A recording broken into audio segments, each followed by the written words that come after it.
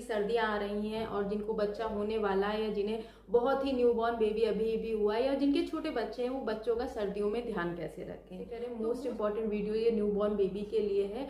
तो जो नवजात शिशु हैं जो सिर्फ माँ के दूध पे डिपेंडेंट हैं, उन्हें कैसे देखभाल करें। तो सबसे पहला क्वेश्चन होता है कि बच्चों को कितने कपड़े पहनाएं, अंदाजा नहीं मिलता है। तो देखिए, जितनी लेयर आप पहनती हैं सर्दियों में, जो आप लोग पहनते हैं, उससे 1 लेयर ज्यादा बच्चों को पहनाना चाहिए।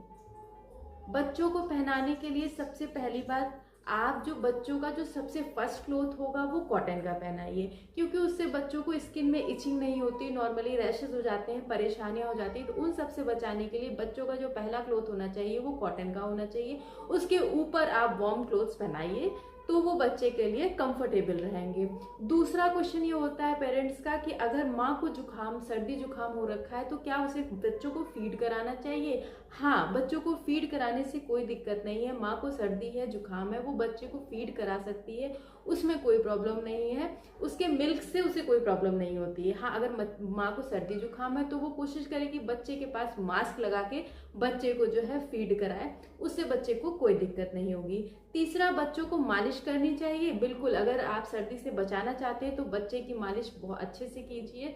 आप थोड़ा सा अच्छे से कमरा बंद करके बच्चों को सीने पे, चेस्ट पे अच्छे से मालिश कीजिए, उनके हाथों में, उनके पैरों में बहुत अच्छे से मालिश कीजिए। उससे भी बच्चों को सर्दियों में बचाने में आराम मिलती है। बच्चों को सबसे ज्यादा सर्दी लगती है उनके हैंड, उनके हाथ से, उनके पैरों से और उनके कानों से। तो इन चीजों को अच्छे से कवर रखिए। आप कैसे पता कर सकते हैं बच्चे को सर्दी लग रही है। आप बच्चे का पेट छुइए, बाकी अंग छुइए और आप उसके हाथ पैर छुइए। अगर आपको हाथ पैर टच होने में ठंडे फील हो रहे हैं बाकी बॉडी के अकॉर्डिंग, इट मीन्स बच्चे को ठंडा लग रहा है। इसलिए आप इस तरह से आप अपने बच्चे को एनालाइज कर सकते हैं और अपने बच्चे को अच्छे से कवर करके रखिए सर्दियों में, जो नवजात शिशु होते हैं।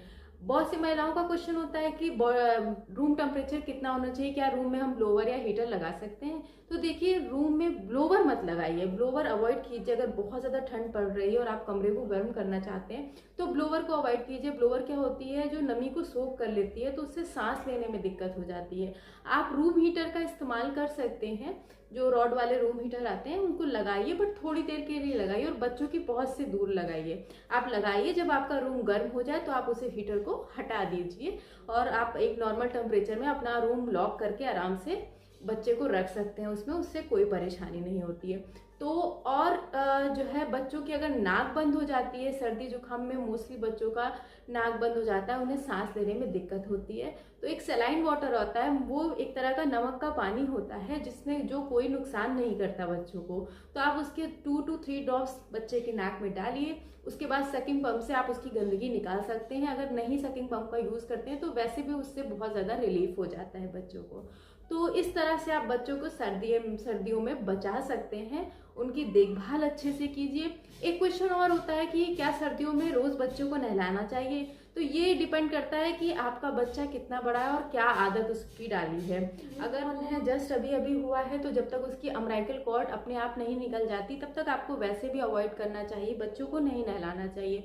दूसरा, सर्दियां बहुत ज्यादा हैं और बेबी हुआ है तो कोशिश कीजिए कि 1 दिन छोड़ के, 2 दिन छोड़ के आप ऐसे उसे नहलाइए, वार्म वाटर से नहलाइए और 2 दिन 3 दिन स्पंज कर दीजिए। लेकिन बच्चे को क्लियर जरूर कीजिए, बच्चे की साफ सफाई का, हाइजीन का जरूर ध्यान रखिए, ये बहुत इंपॉर्टेंट है। अगर बच्चा 6 महीने से बड़ा है और आपने उसे रेगुलर नहलाने की आदत डाली तो सर्दियों में भी नहलाइए, उससे कोई दिक्कत नहीं होती। बट हाँ, आप वाटर वार्म रखिए। आप जब कपड़े पहना रहे हो, उसे प्रिपेयर कर रहे हो, तो कमरा बंद करके अच्छे से उसको तैयार कीजिए, उसको अच्छे से कवर कीजिए। तो उम्मीद करती हूँ आपको जानकारी अच्छी लगी होगी। चैनल पर नए हैं तो चैनल को सब्सक्राइब कर लीजिए। बेबी केयर, हेल्थ रिलेटेड बहुत सारी वीडियो आपको मेरे चैनल पर मिलती रहेंगी। Thank you.